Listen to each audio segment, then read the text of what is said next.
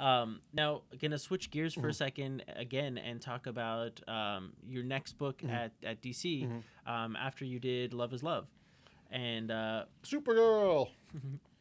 we have This is the first issue. Issue 21 is the first issue of my run with Terry Dotson doing the cover.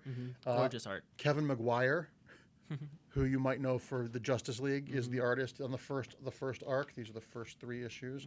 We have a fancy foil shiny art germ cover. And then Doc Shaner's doing this issue. This is the issue that, as we're taping this, will be out on Wednesday. But it's been great. When Bendis came over to DC, I asked about Supergirl because Brian and I haven't been able to work together, because he'd been at Marvel for so long. We did Torso 20-some years ago. And he pitched me what he was doing with Superman, and I thought it was a great idea. And then I pitched what I would like to do with Supergirl. So it's the first time since 1938 that 2 writers from Cleveland are writing the Superman books, which is kind of a nice bit of symmetry. And it's just a blast. Crypto is in the book, and as a dog owner, putting a dog in the book is great, and he's such a great character and a great way to give her sort of an omniscient narrator, but not really. It's just a reaction thing.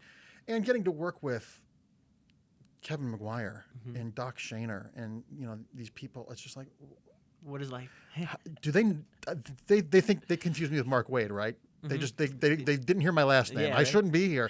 And it's been great, and it's been so collaborative. And Brian coming to DC has been such a reinvigoration because, as I said earlier, us being elder statesmen, Brian is just so good at what he does and is about celebrating, is about bringing everybody to the party. Sometimes in comics you can get fiefdoms. Writers are like, this character's mine, this one's mine, this one's mine. And you're like, well, you're never going to get to that. Why don't you let someone else do it? Different permutations can exist, and Brian is all about the celebration and the joys of the shared universe, which is what we both grew up in. We both came of age in the 80s with Watchmen and Alan Moore's Swamp Thing and the Byrne Claremont X-Men and Titans and Dark Knight Returns and Daredevil, all that stuff. And that's what the vibe feels like at DC now.